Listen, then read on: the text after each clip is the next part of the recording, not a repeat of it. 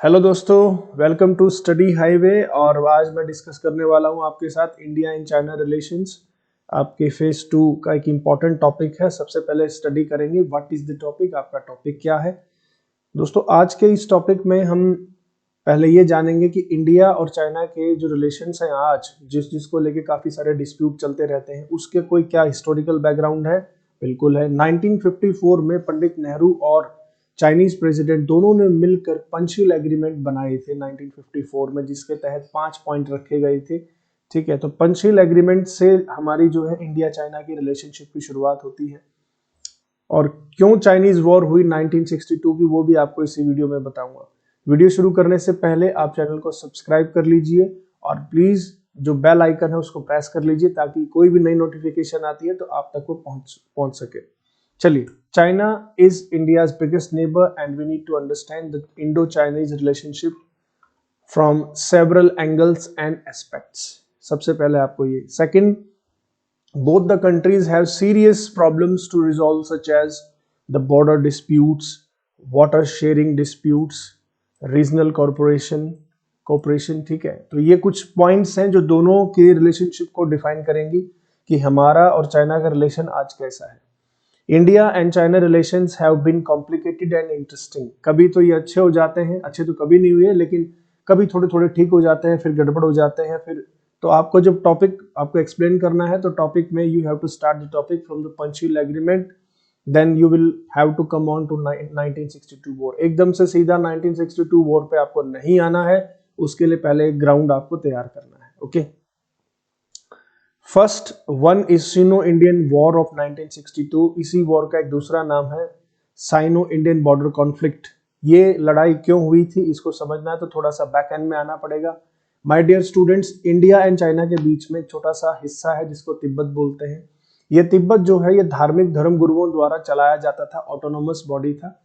इन धर्म गुरुओं को दलाई लामा कहा जाता था। ठीक है, 1956 तक सब कुछ ठीक चल रहा था, लेकिन चाइना ने तिब्बत को टेक ओवर किया, जिसकी वजह से ये धर्म गुरु चाहे तिब्बत से निकलकर भारत में आ जाते हैं। चाइना इन धर्म गुरुओं को अपना दुश्मन मानता था, जिसकी वजह से भारत ने इन धर्म गुरुओं को धर्मशाला हिमाचल प्रदेश में शरण दी। शरणार्थी, जिनको आप तिब्बतन शरणार्थी कहते हैं, जिनके सर्दी के मौसम में जगह जगह आप तिब्बतन शरणार्थी मार्केट भी देखते हैं, तो इन लोगों को भारत ने शरण दी, जिसके कारण चाइना भारत को लेकर भड़का और परिणाम स्वरूप हमें 1962 का वॉर मिला जिसमें भारत हारा था। ठीक है, तो that is why the Chinese Indo Chinese war 1962 happened. A Chinese dispute Himalayan border was the main cause of the war, ऐसा कहते हैं, लेकिन असली वजह इसकी ये नहीं है। इसकी असली वजह थी दलाई लामा को अजाइलम देना।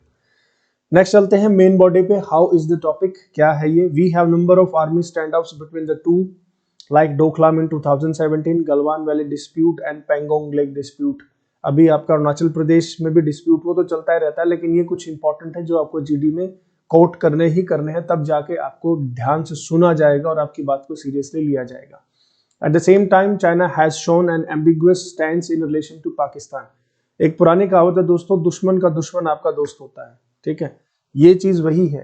हमारी और पाकिस्तान की आपस में राइवलरी है, दुश्मनी है, और चाइना और हमारी भी थोड़ी थोड़ी दोस्ती, थोड़ी थोड़ी दुश्मनी है। इसलिए जो चाइना है, चाइना ने टेक ओवर करने की कोशिश की है पाकिस्तान को। कैसे? सीपैक के थ्रू। चलिए जानते हैं सीपैक क्या। CPEC is a hot issue between the to. Okay, explain करता हूं माय डियर। सीपैक क्या है? सीपैक है बच्चों चाइना पाकिस्तान इकोनॉमिक कॉरिडोर। दोबारा सुनिए, चाइना पाकिस्तान इकोनॉमिक कॉरिडोर। इस ये एक एग्रीमेंट है चाइना और पाकिस्तान के बीच, जिसके तहत चाइना जो है पाकिस्तान के हाईवेज, रेलवेज, डैम्स और इंफ्रास्ट्रक्चर में डेवलपमेंट कर रहा है। सारा पैसा चाइना लगा रहा है, वर्कफोर्स चाइना का है, इंजीनियर्स चाइना के। तो चाइना ने बड़े स्मार्टली तरीके से अपनी बहुत बड़ी जनसंख्या को काम भी दे दिया और साथ में पाकिस्तान के साथ एक एग्रीमेंट भी किया है। ठीक है, इसी एग्रीमेंट के तहत जो हिस्सा पाकिस्तान के पास था कश्मीर का, वो हिस्सा चाइना को गिफ्ट के तौर पर दे दिया गया है, पाकिस्तान ने दे दिया। ठीक है, तो under CPEC China is constructing highways, railways and dams for Pakistan. India and China both are the two emerging power of Asia, both are the two most populous countries of the world. ये कुछ points है जो आपको GD में रखने हैं। CPEC आप explain मत करिए, सिर्फ बता दीजिए, काम चल जाएगा आपका। एक ये टेबल है which is which is a comparative table between India and China. आप जानते हैं 65% इंडिया में यूथ है, but that youth is unskilled, जिसकी वजह से वही जनसंख्या भारत के ऊपर बोझ बन जाती है। लेकिन चाइना के केस में China has the most population in the world, right, हमसे भी ज्यादा जनसंख्या है, लेकिन प्रॉब्लम तो मैं नहीं कहूंगा, लेकिन अच्छी बात यह है कि चाइना की ये पॉपुलेशन इज स्किल्ड, उनके पास काम है, और इसी वजह से चाइना जो है पूरी दुनिया का सबसे बड़ा मैन्युफैक्चरिंग हब बना हुआ है।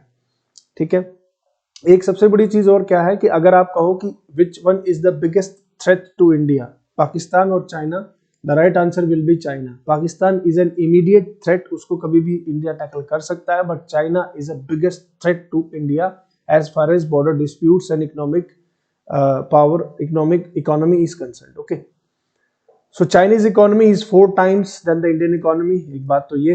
दूसरा, Chinese army is more modernised than Indian army, संख्या में हम उनसे कम है, लेकिन इसका मतलब ये नहीं है कि चाइना हमें हरा सकता है। देखिए, ये समय है जब आपको स्पेड को स्पेड कहना पड़ेगा, सच्चाई यही है, उनकी आर्मी हमसे ज्यादा मॉडर्नाइज्ड है, और मॉडर्नाइज्ड होने के साथ साथ चाइनीज आर्मी सबसे ज्यादा चाइना में ही बने हुए वेपन्स का इस्तेमाल करती है, लेकिन हम 10 में से 7 वेपन्स बाहर से खरीदते हैं और चाइना 10 में से 7 वेपन खुद के इस्तेमाल करता है। ये सबसे बड़ी वजह है, जिसकी वजह से एक बड़ा हिस्सा जो बजट पे जाता है चाइना का, वो उसी के देश में घूम घाम के वापस वहीं आ जाता है। लेकिन इंडिया के केस में बजट का एक बहुत बड़ा हिस्सा, आपको पता है, बजट 2022-23 हमारा आ गया है, जिसमें 8% जो हमारा बजट का पैसा है वो भारत डिफेंस पे खर्च करता है। ठीक है, हमारे यहाँ भी मॉडर्नाइजेशन ऑफ फोर्सेस हो रहा है, बट वो प्रोसेस काफी स्लो है ना। एक राफेल हमने 2000 के टाइम पे खरीदना शुरू किया था, और आप समझते हैं 2021-20 में जाके हमें डिलीवरी उसकी मिली है, तो 20 साल लग गए एक फाइटर जेट को भारत में लाने में। तो इतने अगर स्लो स्पीड से अगर मॉडर्नाइजेशन ऑफ आर्म फोर्सेस होगा,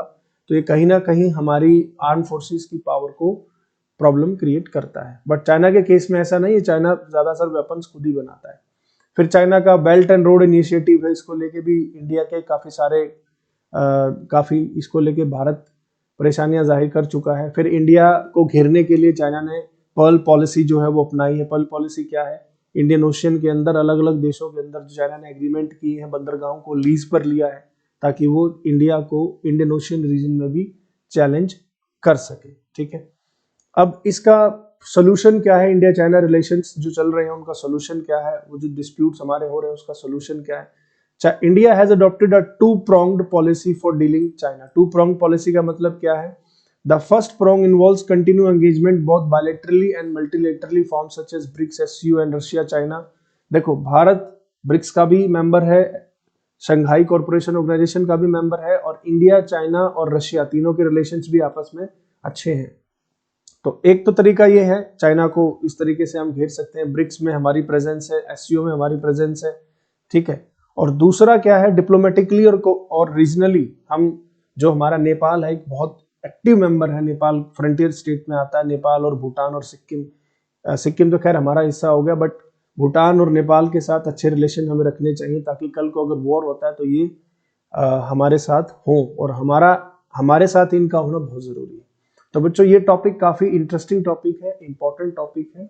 सबसे पहले आपको इसमें एक्सप्लेन करना है टॉपिक क्या है। पंचशील एग्रीमेंट से शुरू करिए, फिर मेन बॉडी में आइए, topic what is the topic हो गया, हाउ इज द टॉपिक फिर हो गया, फिर आपको थोड़ा सा कंपैरिजन बताना, दोनों देशों में क्या कंपैरिजन है, हमारे उनके साथ क्या क्या डिस्प्यूट्स है, और लास्ट में आपको कोई नई चीज नहीं बतानी, कंक्लूड कुछ नहीं करना, ऊपर से 2-2 लाइन आप उठा के उसमें डाल दीजिए, कंक्लूजन आपका हो जाएगा।